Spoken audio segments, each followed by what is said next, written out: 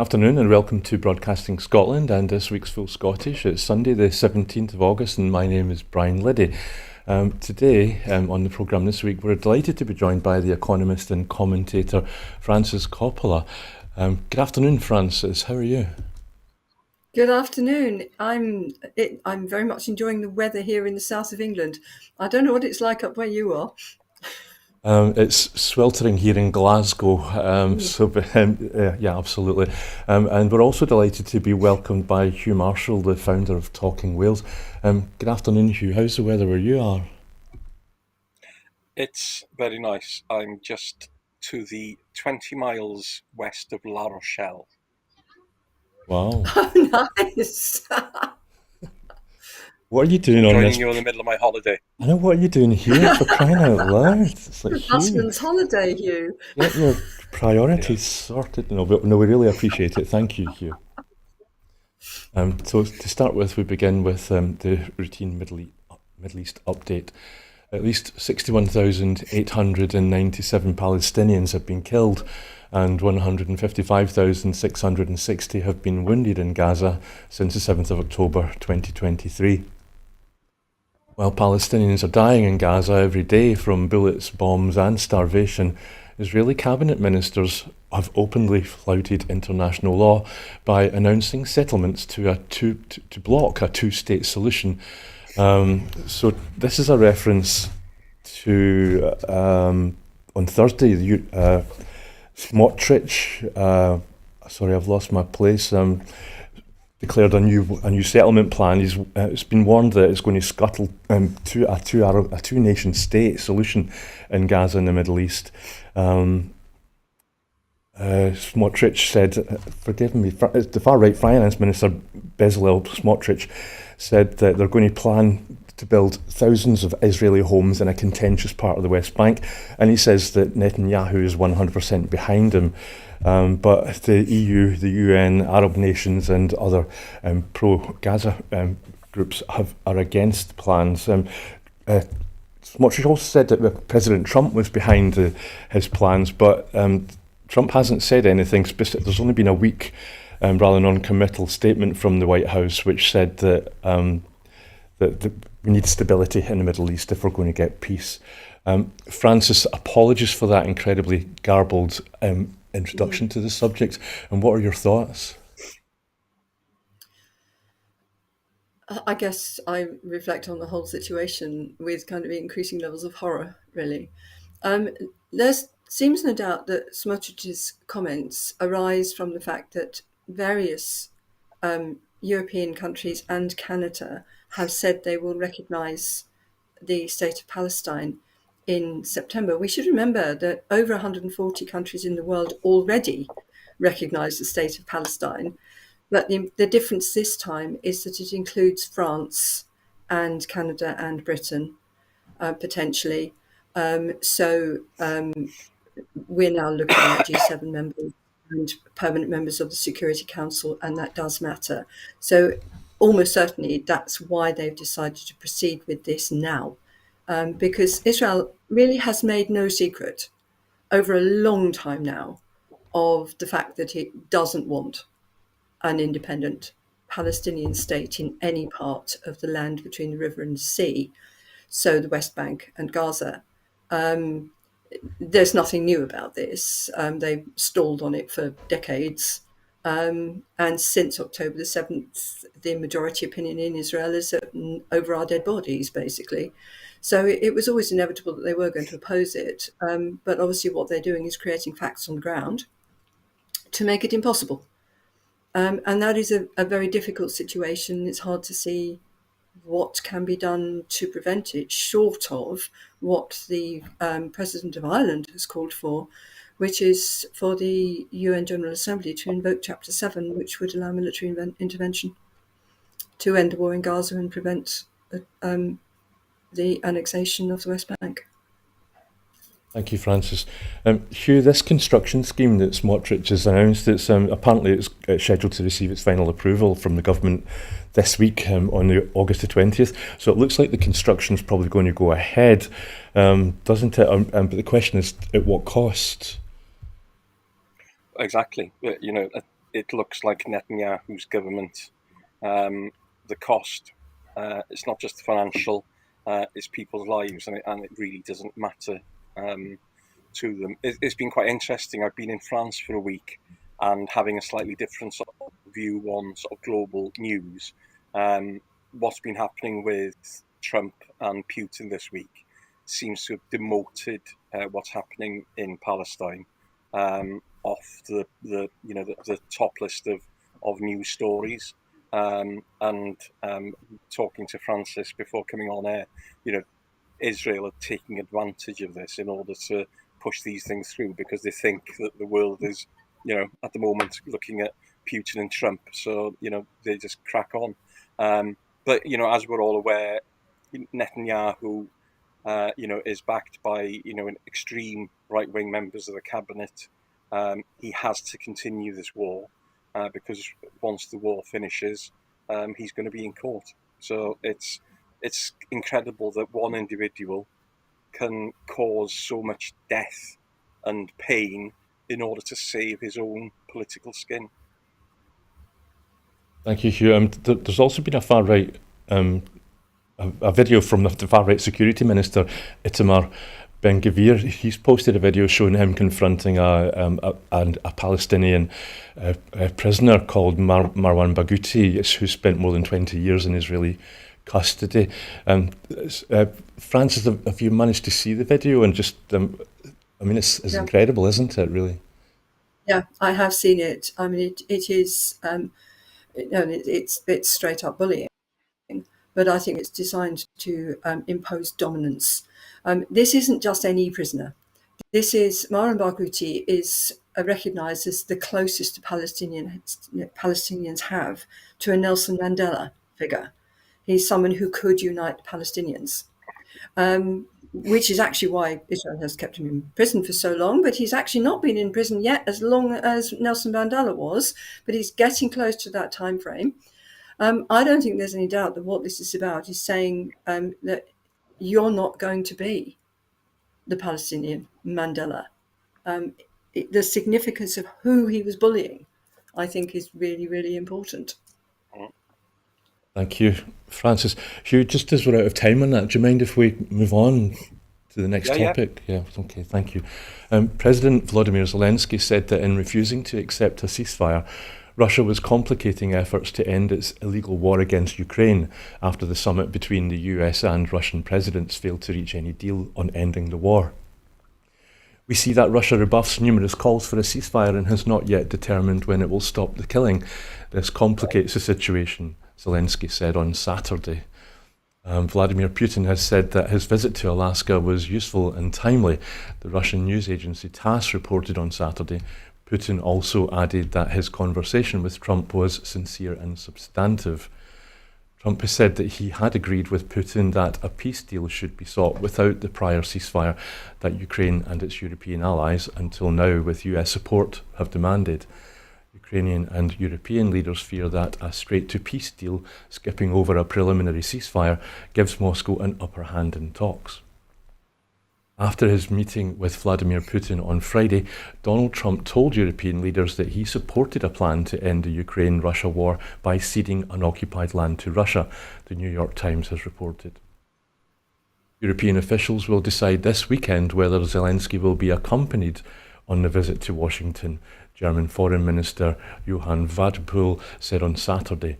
European leaders, including Macron, Merz and Starmer, are set to discuss the issues with Zelensky today via a video call ahead of this meeting with Trump. A joint statement issued by European leaders said they were ready to work with US President Trump and Ukrainian President Zelensky towards a trilateral summit with European support, but it will be up to Ukraine to make decisions on its territory. International borders must not be changed by force. Leaders of 8 Nordic Baltic nations said on Saturday that they remain steadfast in their support for Ukraine and to the efforts by Trump to end the Russian aggression against Ukraine. Leaders of Denmark, Estonia, Finland, Iceland, Latvia, Lithuania, Norway and Sweden said in a statement that achieving peace between Ukraine and Russia acquires a ceasefire and security guarantees for Ukraine. We welcome President Trump's statement that the US is prepared to participate in security guarantees. No limitations should be placed on Ukraine's armed forces or on its cooperation with other countries, the statement said.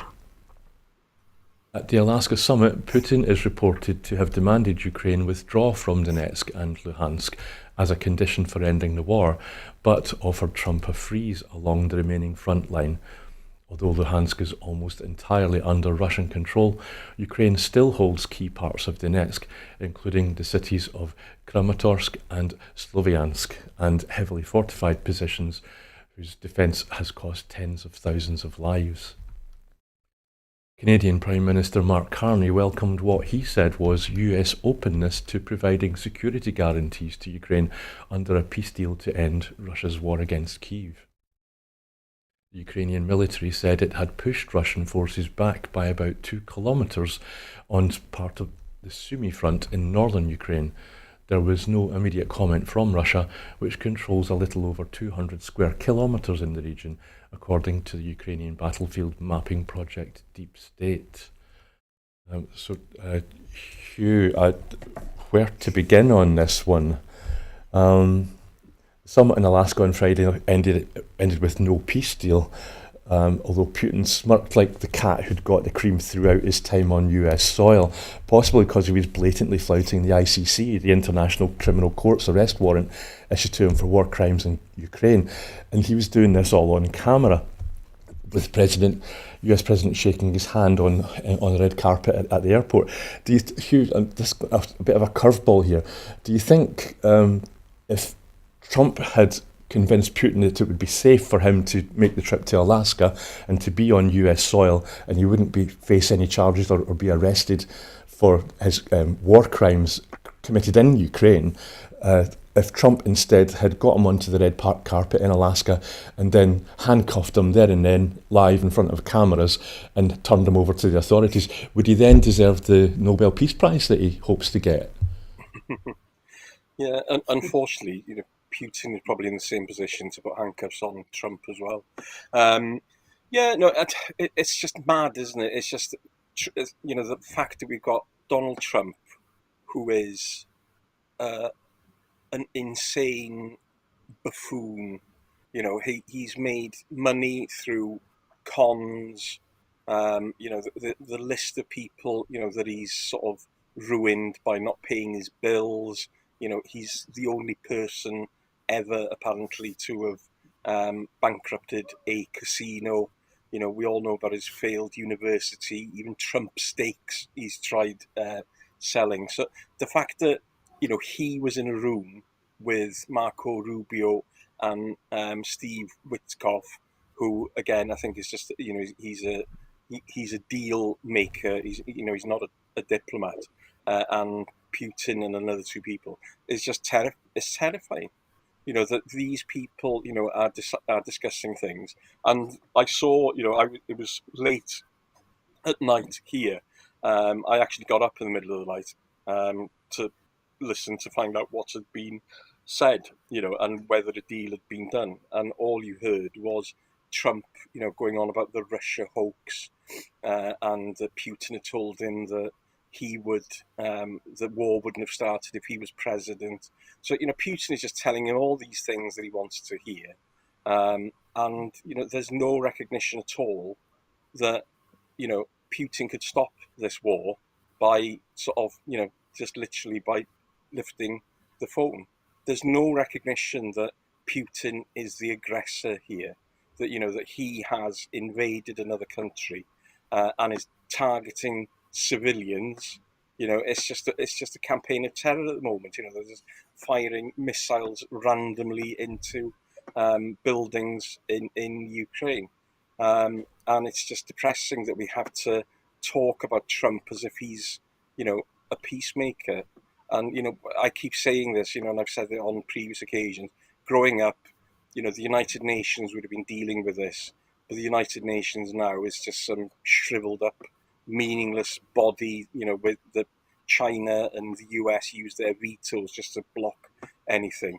And it's a really, it's a sad state of affairs, but it's also terrifying that, that at the moment you've got, Putin and Trump, Netanyahu, you've got madmen, literal madmen, in control and sort of causing so much trouble and grief around the world. It's just beyond words. Thank you, Hugh, for spotting the flaw in my cunning plan. Just a wee reminder, Trump's got 34 felony counts, 1 conviction, 2 cases pending, 2 impeachments and 6 bankruptcies. So you're quite right. Francis, we keep hearing about nothing about Ukraine without Ukraine. I'll let you, there is so much to choose from. I'll let you just say whatever you want to say. Go ahead. Are we going to see... Sorry, on you go. I've always thought that Putin would never be satisfied with less than the elimination of Ukraine one way or another. He wants to annex much of it. He wants the whole land bridge from along as far as Crimea and probably further, because we should remember that Moldova has a Russian-facing enclave called Transnistria.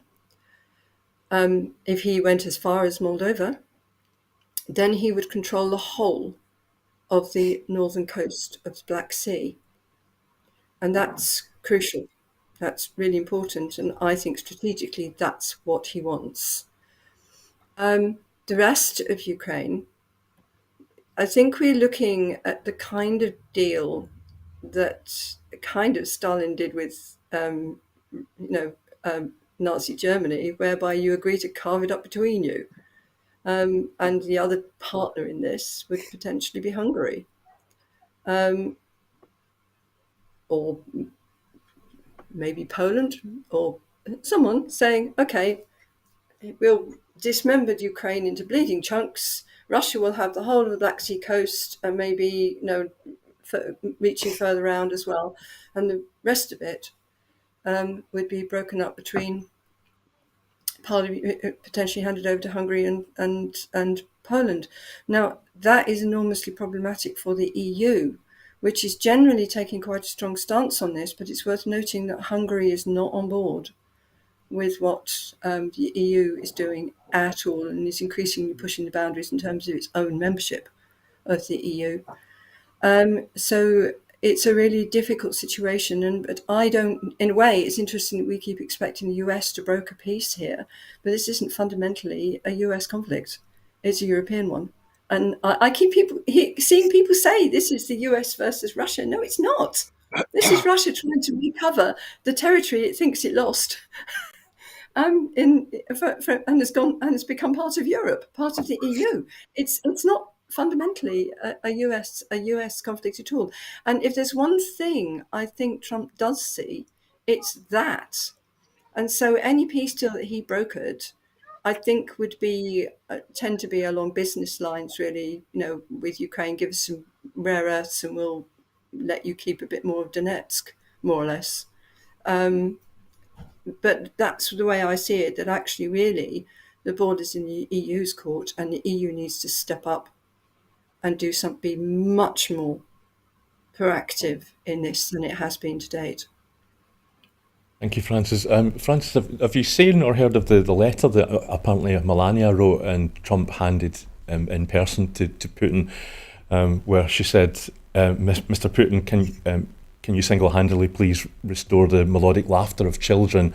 She said he has a power to do it. Talks a lot about love. And she's right, isn't she? I mean, if Putin can stop the war tomorrow if he wants, if he really wanted to. So I don't know if you... Yeah, he could. I didn't see it, but and it's quite nice. It's all sort of applying emotional pressure, which is all right if you're dealing with somebody who responds to emotional pressure. But to be honest with Putin, I think you're dealing with a psychopath. So it's not going to work. Thank you, Francis. Hugh, we're just about out of time. Is there just one last thing you'd like to add before we move on? Yeah, I read the letter this morning, and what was striking was there was no mention in it of returning Ukrainian children who've been, kidnapped and taken into Russia to Ukraine. It's all performance based, isn't it? That Melania's this wonderful person. She's written this letter to Putin, but as Francis was saying, he's a psychopath. He's got no emotions. He's, he kills his opponents. You know what I mean? And that was the other point I was going to say. We heard Trump saying about, the mail-in votes, and that Trump had won the election. Putin told him Trump had won it. How would Putin know if he'd actually won, or not?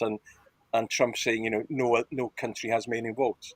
We got one of the highest percentages, I think, of postal votes in the world when it comes to voting. So again, it's just nonsense that he just wanted Putin to come there and massage his ego, and he got what he wanted. Yeah, thanks. The Putin's ICC arrest warrant was about the unlawful deportation and transfer of children during the war in Ukraine. So it is incredible, as you say, that Melania didn't mention that, but we'd best move on. The right-wing anti-migrant protesters who gathered outside a hotel in Falkirk in Scotland clearly identified themselves with union flags and xenophobic placards. Their less than subtle British nationalist message that these dark-skinned male asylum seekers were a threat to women and children was met with a counter-demonstration by a Scottish trade union and anti-racist groups with the message that refugees are welcome in Scotland.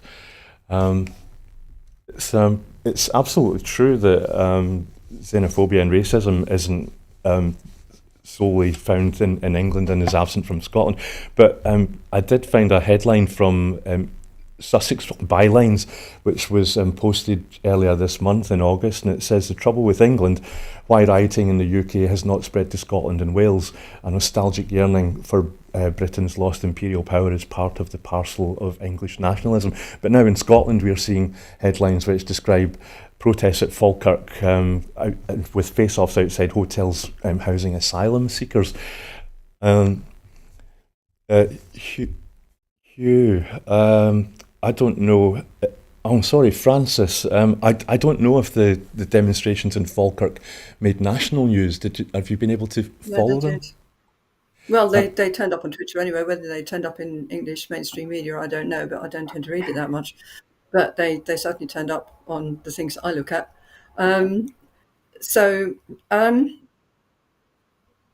Yeah, absolutely.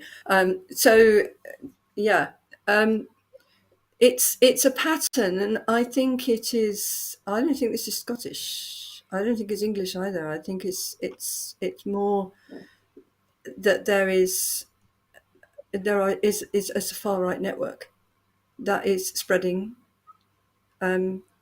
this stuff all over the place. They're bussing people in to do these protests. They are whipping it up on social media.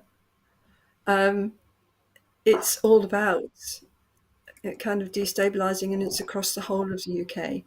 So it's not targeting England particularly, it's not targeting Scotland particularly, it is targeting places where asylum seekers are, irrespective of their locations. And I think we should be aware of that, and what I would like to see is people in Scotland and England standing together against this, because I actually think we're better than this. I think we have, the moral courage to accept asylum seekers wherever they come from. And we should bear in mind that the UK imperial power has caused a lot of the crises from which these people are fleeing, or certainly participated in them. So we do have an obligation to many of these people. And now we're trying to turn around and say, oh no, they threaten our women and children. Well, actually, the biggest threat to women and children is white men in the UK, by far. So some of them in the police. So so this is being whipped up by the far right. I don't know if you've seen comments from Rupert Lowe recently about asylum seekers and so forth. It's all coming from that side of the political divide, very much over on the far right. And I think anybody who just opposes far right, really, wherever we are, we should be standing up and saying, not in our name. Yeah. Thank you, Francis. Yeah, James Reagan, a Reform UK councillor, has also been quoted as saying some inflammatory stuff. Hugh, Wales was mentioned on that list of places where it hadn't yet spread. Have you had any similar riots in Wales yet? Yeah. No, we've had. There's a place not far from where I live in the Vale of Glamorgan, Llantwit Major, where there's been talk of building um, some sort of temporary housing for for um, asylum seekers. So that's drawn attention again, as Francis was saying, busing people in to protest. So that's been ongoing, and obviously previously the Straddy Park Hotel in Llanelli, which was very popular wedding venue in the town of Llanelli, that was sold to a company who were going to turn it into accommodation for asylum seekers. So again, the far right, they like having something that they can coalesce around. Physical buildings. We've seen it in England. We've seen it in Scotland. We're seeing it less here because in Wales there is far less immigration. What's interesting, sort of Reform in Wales had a spokesman. He was very articulate, very intelligent man, and he was interviewed on the television and asked about immigration, and he, said in all honesty that the situation in Wales is different because there is no issue with immigration in Wales. We've got the lowest rates of immigration in the UK, alongside I think it's the northeast of England. Reform sacked him. He's been kicked out of the party because he told the truth. But I think for me it goes beyond. I mentioned this on BlueSky this morning. The fact that immigration in the UK it's always the problem of immigration. It's been talked about as a problem. It isn't a problem. The vast majority, half the people come here to study, the other half come here to work, mostly in our health and social care sectors, because we're an aging population. So there's more people to look after, and there's less people younger people to do those jobs. But the tiny 3%, I think it is, are coming in by small boats. But that's all you see. The BBC, it's small boats, record numbers. They're using language that just makes people think. And I think there was a poll last week, I think, where 47% of the public thought that the immigration numbers were down to small boats and legal immigration. It's just skewed people's views and perspectives. And I think this is something that worries me. Is Francis was saying, I'm the same. I don't watch sort of BBC News as much as I used to. I listen to CNN International. I listen to LBC News. I find them to be more moderate and sort of just from a factual point of view. But the lack of news coverage and shows like this that can discuss things in an open and honest manner, and that's one of the big issues, is that our media landscape in the UK is collapsing because they're just not financially viable anymore. Yeah, thank you, Hugh. I think you're both right. Francis, I think you're right. It is the rise of the far right, and it's not just the UK. I mean, you can only look at the US and some European countries, and you'll see that. Hugh, I think you're right as well. It's language, and there's a really useful website I found. It's the Institute of Race Relations, and they keep a track of the kind of language that politicians often use in Westminster or quoted in articles. But going back to that survey of 2018, that YouGov survey, it showed that, bring it back to the UK, it showed that almost 3 times as many folk in England thought the country's best years was in the past rather than the future, which, let's face it, means colonialism and empire. In Scotland, Wales and Northern Ireland, the same 2018 YouGov poll said that many people think their country's best years lie ahead rather than behind them. So Francis, just that notion, you hear people saying, we've Scotland, Wales, Northern Ireland, we've got devolved administrations, England doesn't. Do you think because England's kind of missed out on devolution, if they had their own parliament, could we tackle far right and more effectively? No, I don't, because, like I said, this spans jurisdictions, and also because I think certainly the people I've seen and encountered in parties like Reform, As you say, they tend to be older people. They tend to be, Reform membership is over 50, mostly. They tend to be men. They tend to be people who kind of dream of past glory days. They think the Blitz was wonderful. Their empire, and it should have its empire back. They're not going to get it back, but this is all about Britain can rule the waves again, and that was a large amount of many people's reason for voting for Brexit. I remember my next door neighbours saying, we fought 2 wars not to be run by Germans, and so we voted for Brexit because we don't want to be run by Germans. It's that kind of mindset.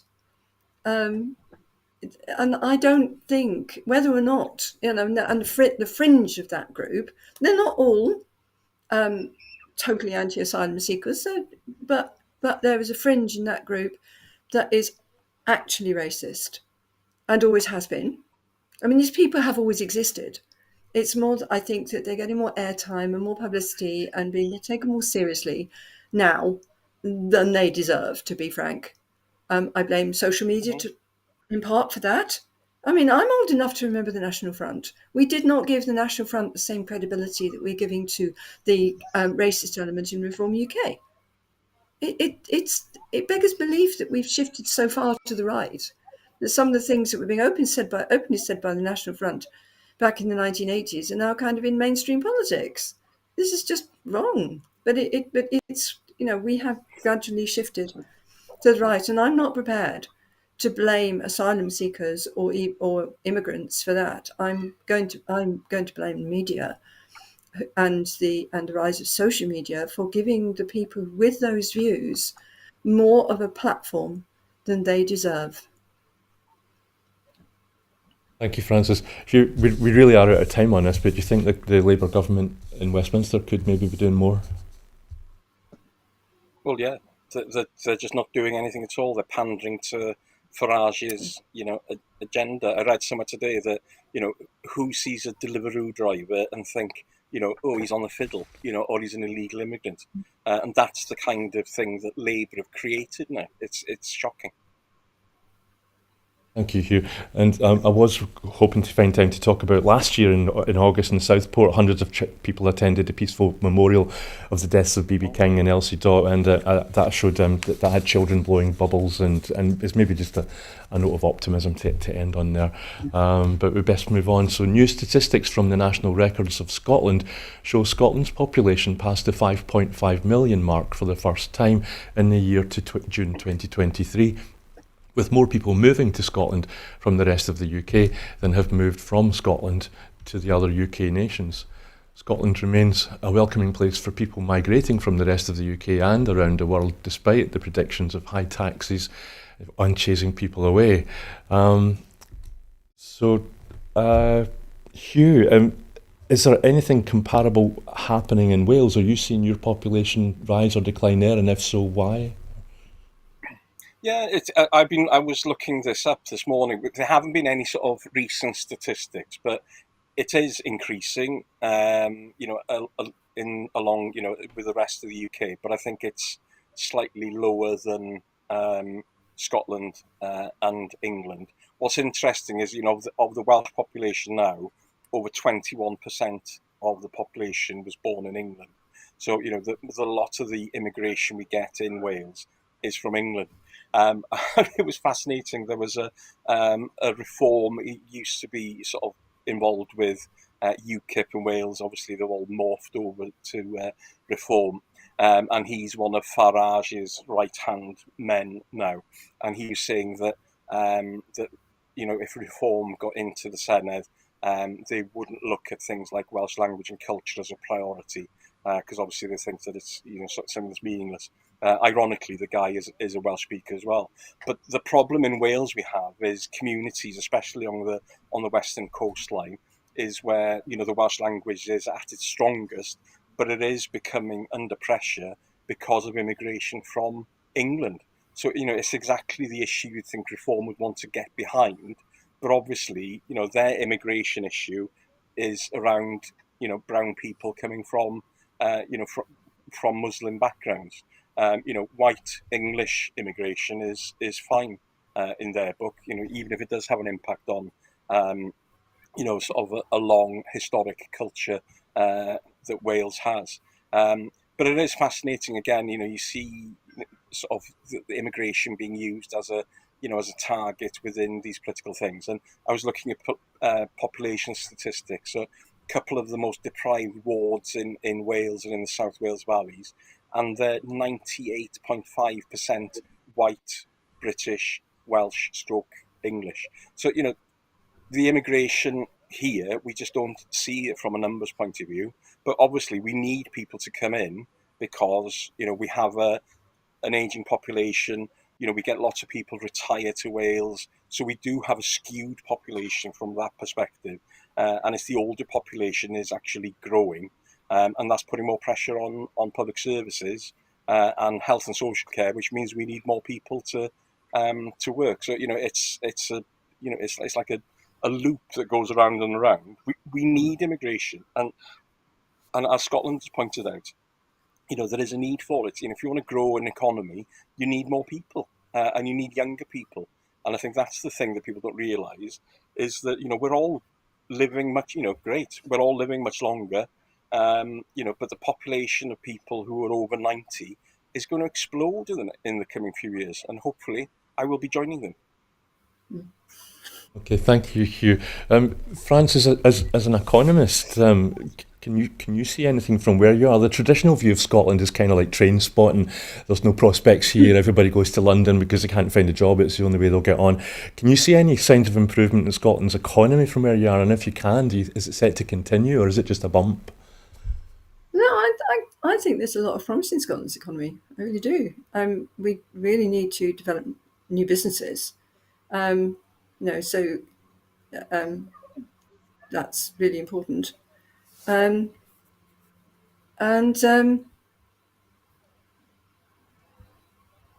I think we've lost Francis I think I'm temporarily. back. Oh, there you go. I think I'm back. I'm Yep, sorry. I don't know what happened there. It's okay. Welcome back. Yeah, sorry about that. Google keeps sending me things, and it causes the screen to freeze. It's really annoying. I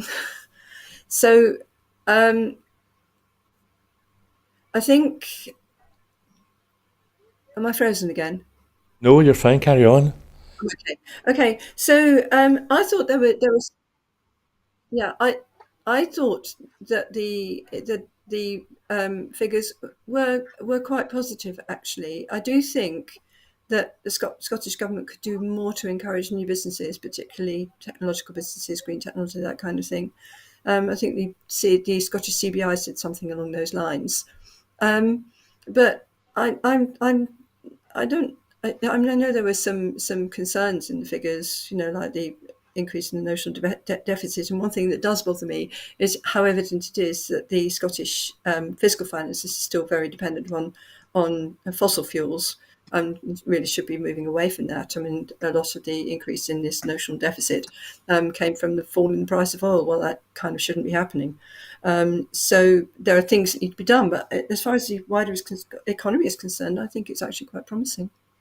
I've got something here that maybe could give you something to some grit to react against. It was an NatWest Group headline, and they took figures from the Royal Bank of Scotland Growth Tracker special report recently, which said that they said that Scotland's economy was gathering momentum, and they cited business services, travel, tourism and leisure, tech, media and telecoms, consumer goods, which is manufacturing sector, and mid-market and small businesses. The overall conclusion was a cautiously positive outlook for Scottish businesses. So it sounds like you would agree with that. Yeah, pretty much. That kind of accords with my view of the Scottish economy. There's a lot going on. It's all pretty positive, and like I said, the Scottish government could do more to encourage small businesses, encourage new businesses. But it does look actually quite good. I'm quite keen on it, really. So I'm thinking then we should just move on to the next item, which is related. I think you almost touched on it there, Francis. On Wednesday, the annual Government Expenditure and Revenue Scotland figures, otherwise known as GERS, were published with the usual media and opposition conclusion that the figures show that Scotland is a basket case dependent on England's generosity. But what do these figures really truly tell us? GERS was originally introduced before devolution by a Tory government, John Major's government, I believe, with the intention of showing that Scotland's economy is dependent on England. However, the Scottish Government points out that the figures do not reflect the different economic choices an independent Scotland would make, nor do they show with the extent to which the Scottish economy is affected by decisions made by the Westminster Government, particularly in reserved areas such as defence. If Scotland is paying for its share of civil servants in reserved areas, how much is lost to the Scottish economy by paying for staff who would otherwise live, pay taxes and contribute in Scotland if it was independent? I think that's a veiled reference to the fact that maybe there are jobs that are allocated to Scotland, but the people that are working on them are all sitting in Westminster, so when they go out to buy their lunch, that money does not come to the Scottish economy and the like. Also, Francis, I wonder if you could maybe clear something up. And when GERS came out on Wednesday, we were told that the Scottish Government was raising more money via taxes than it was spending on public services, which is what GERS is all about. And then there was a review and it said, oh no, actually there's been a mistake. And so I'd like to know, was there an actual mistake in the figures, in the arithmetical calculations, or was the mistake when they realised that it was telling the opposite of what it's supposed to do, that Scotland can do for itself, and then they had to rejig the figures? And a sincere question, it's not a trap.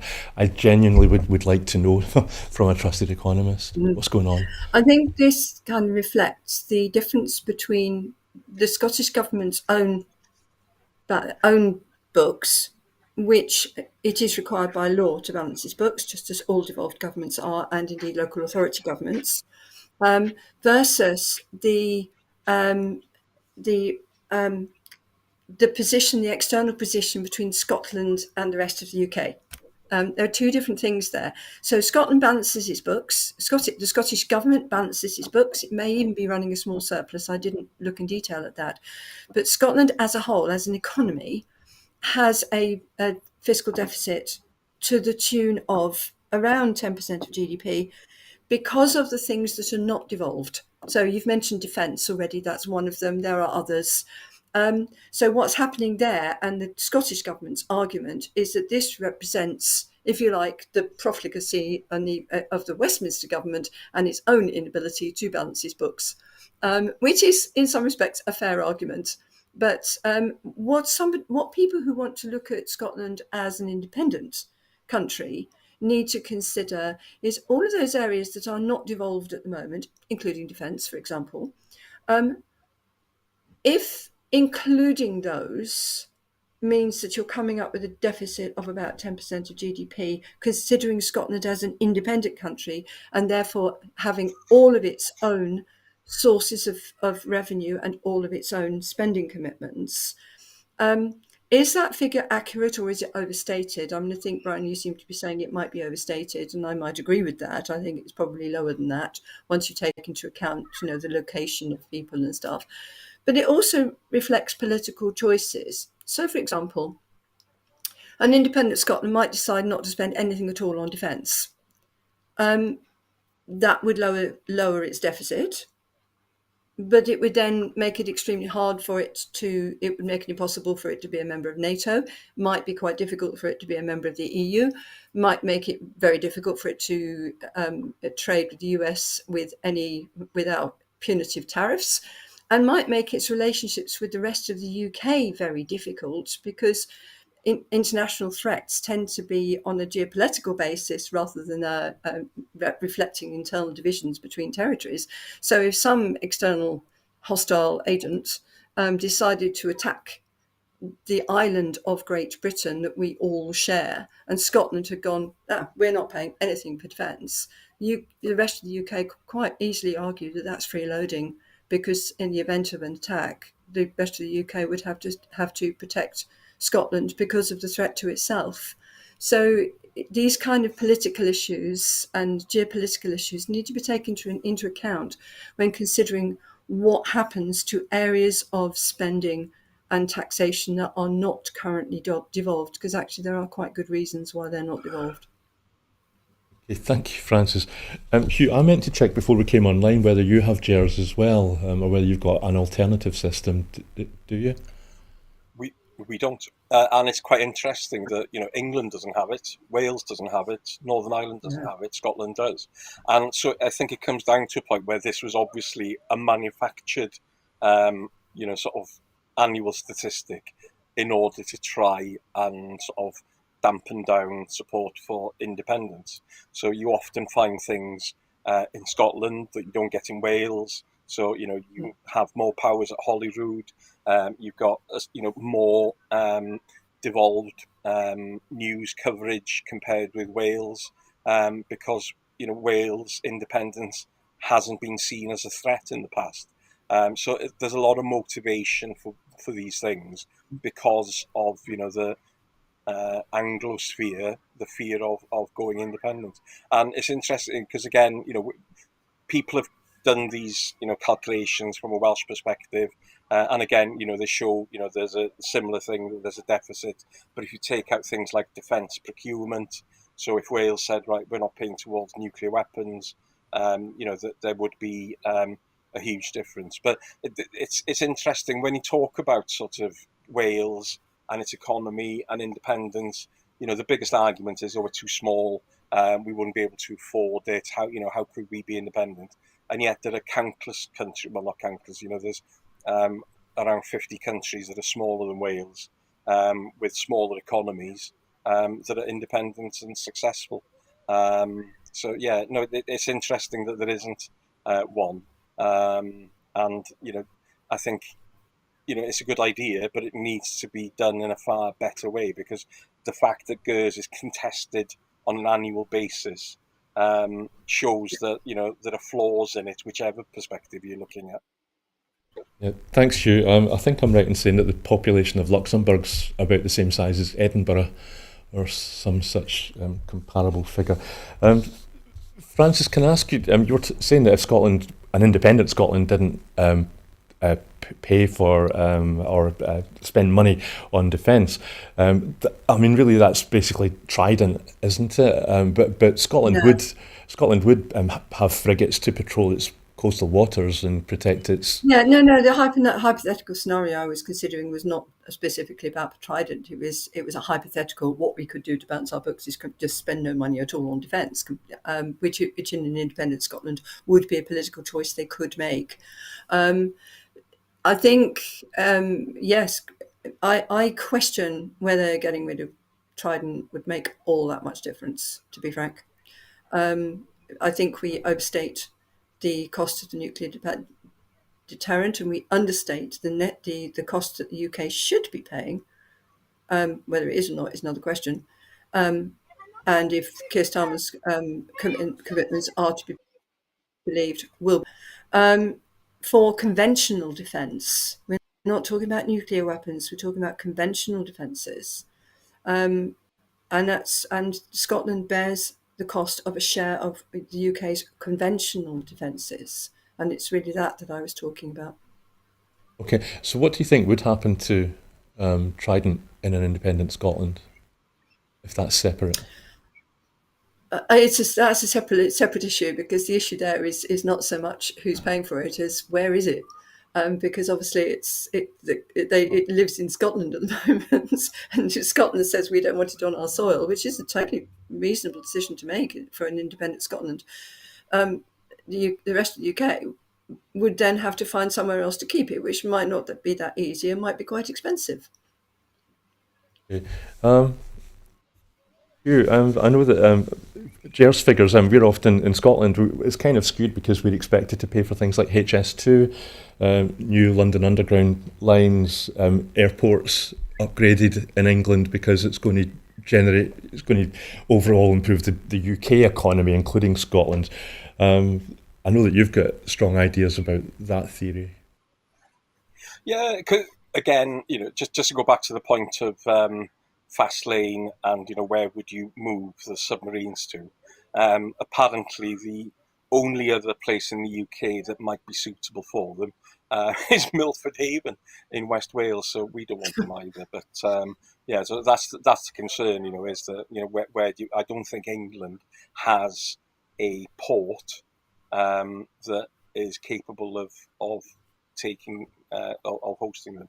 But yeah, no, the big issue, obviously, with things like the Barnett formula, takes into consideration, things that that are devolved and aren't devolved. So, for example, HS2, Scotland gets a Barnett beneficial sort of payment for that.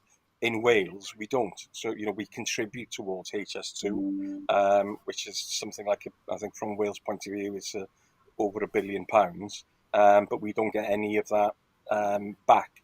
But there is this perception that, that Wales, George Thomas, who was the Speaker of the House of Commons for many years, Lord Tonopandi, Wales would go with its begging bowl to Westminster if we were independent. And it is this attitude of, that we are dependent on England, that we can't exist without England. And I think, I think we just need to have a far, better discussion around, what would, an economy of a fully sort of independent Scotland, Wales, England look like? Because I think it's interesting. You look at something like the Basque Country, which has got virtually, it's practically independent, but I think they contribute towards the defence budget, as Francis mentioned. That covers all of it, and foreign affairs. But everything else, they've got their own,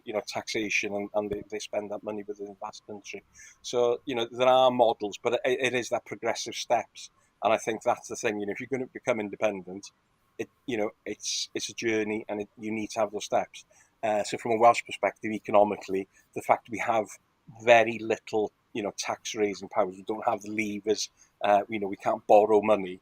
So, it is difficult to compare the economies because we don't have the powers that, the UK has, and the UK obviously is 84% of the population is in England. So, the UK economy is basically the English economy with a little bits of us, Scotland and Northern Ireland, bolted on the side. Thank you, Hugh. Francis, going back to Wednesday, GERS Day as it's called, we were told at first that the Scottish revenues had grown compared to expenditure. So the areas that Scotland's responsible for, Shona Robeson, the Finance Secretary, said that means the areas that Scotland is responsible for, or Scottish Government is responsible for, that they can pay for. And those figures were then revised, and it was downgraded, and the GERS said it's not so much the case. But even so, even if that was the case, a UK government would usually respond to any good news that comes out of GERS by saying that the UK government spends, or Scotland gets £2,669 per person higher than the rest of the UK, and that's because of we're part of the UK. Is that an accurate figure? Do you recognise it in your work? I think the fact that the Barnett formula gives more to Scotland than either of the other two devolved regions is well known. It has been the case for a long time. And also, I think it has been well known for a long time that the Barnett formula also gives more to Scotland than to a good many English regions, particularly in the north. And it was a matter when there was the independence referendum in 2014. That was a matter of quite a bit of contention across the border from Scotland, because people in Northumberland and Cumbria and Yorkshire, County Durham, were saying we get less than them. I know so they were quite keen on getting rid of Scotland, really, because then they could have a bit more money. So it's a bone of contention, shall we say, is the imbalance in funding in the Barnett formula. But that is a matter for negotiation. there is the Barnett formula was always kind of rigged up on the back of an envelope anyway. It is something that could be renegotiated and arguably should be renegotiated. It's not an argument that there shouldn't be fiscal transfers. There absolutely should be, as long as we have areas of spending that are not devolved and areas of taxation that are not devolved. There will have to be fiscal transfers. And actually, even in independent Scotland, if it was in currency union with the UK, so if it was continuing to use the pound, arguably there would still have to be fiscal transfers, because otherwise the effect on the pound could be quite bad. And we hope people who remember the Eurozone crisis might remember what happened to the euro. That you can actually, a currency union can break up. When you have a lot of tension between the participating states. So maybe what's needed is a debate about what the Barnett formula should look like in a Devo Max or even an independence within a currency union situation, and potentially also with devolution of English regions, which has been talked about, as to how perhaps we make it fairer for everyone. But to say, oh no, we should just get rid of it, no, absolutely, it's always going, something like that is always going to be needed. Okay, so we've been talking about GERS, and you mentioned the Barnett formula. Just really quickly, are they linked or are they separate? What's the relationship? Well, I've been talking throughout about the areas of Scottish spending that are not devolved. The Scottish Government balances its books. So for areas of spending that are devolved, Scotland is covering its own spending from tax revenue. It's the areas that are not devolved where there is this notional fiscal deficit. The Barnett formula does, it arguably does enable the Scottish Government to balance its books. But the point is, there is a fiscal transfer, and has been, which is more for Scotland than for any other region. Some people think that's unfair. The solution, I would suggest, would be to up the fiscal transfers for other regions. I'm sure Hugh's going to agree with me there. Not to tinker with the amount that Scotland gets.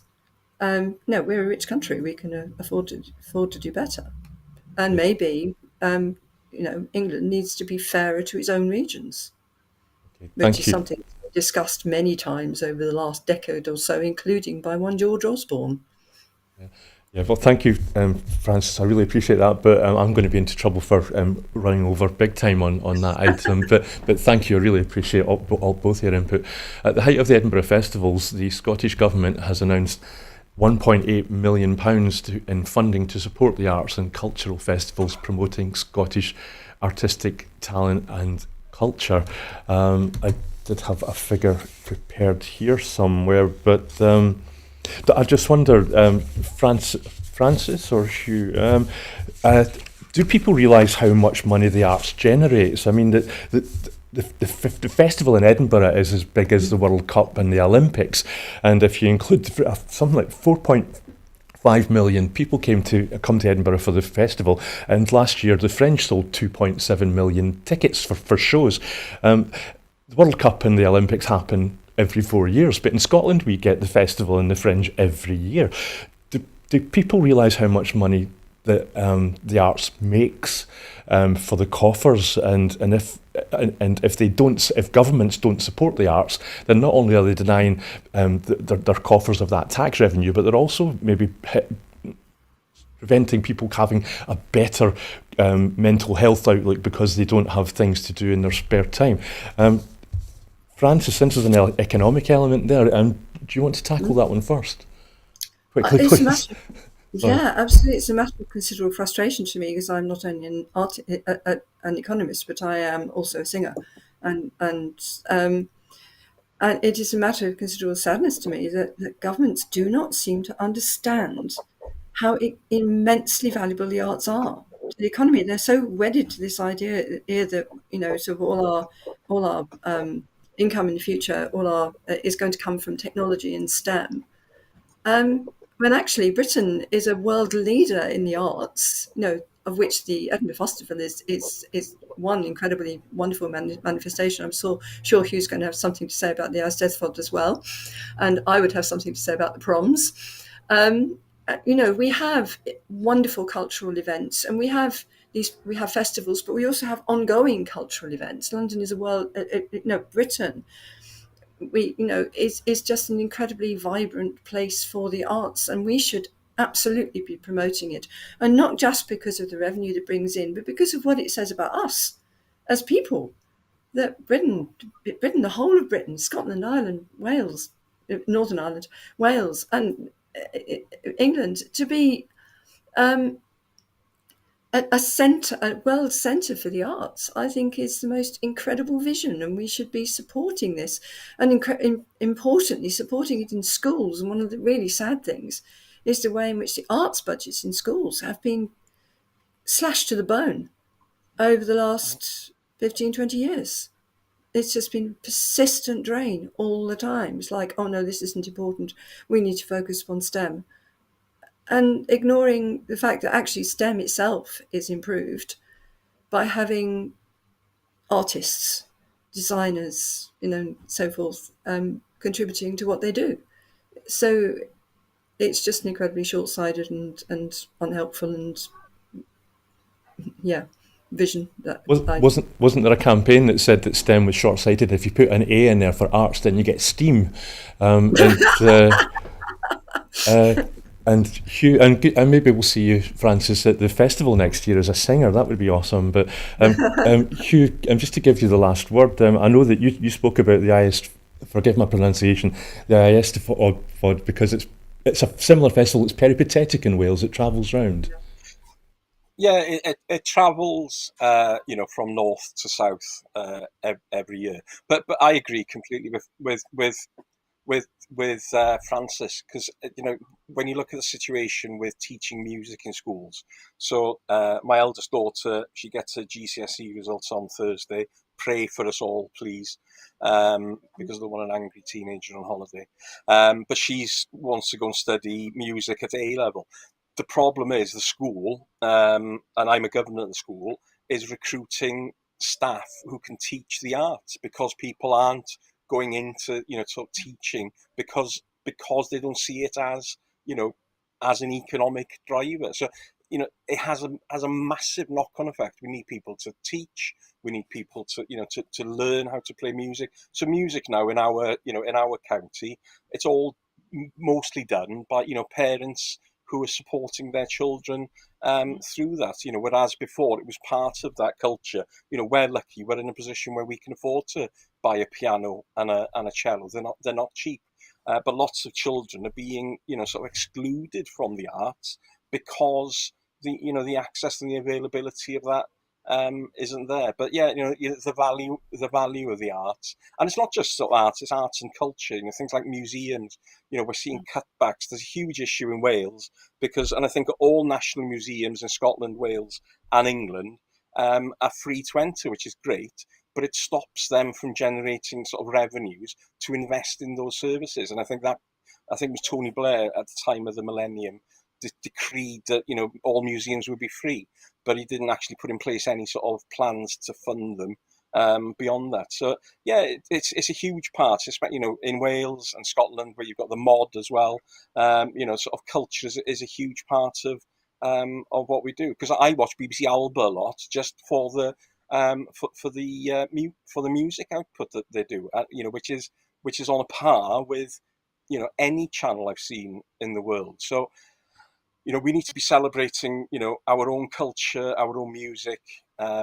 Shakespeare, Dylan Thomas, sort of Robbie Burns, or there are all these people out there who are incredibly talented, but they are part of our culture. It's not just Spitfires and William, what do you call it, Churchill and warm beer. Okay, thank you, Hugh. We really are in trouble for running over now, but I know I've got friends who work in the arts, and although they would say here in Scotland, and they would say here that £1 million from the government will be appreciated, but it's just not enough. I mean, that probably wouldn't even cover the cost of disposable bedpans in the NHS. Would cost more than £1.8 million on a daily basis. But Hugh, you mentioned the mod. Francis, maybe it's also peripatetic, as you say, and so Francis, maybe we could see you here performing in the mod next year.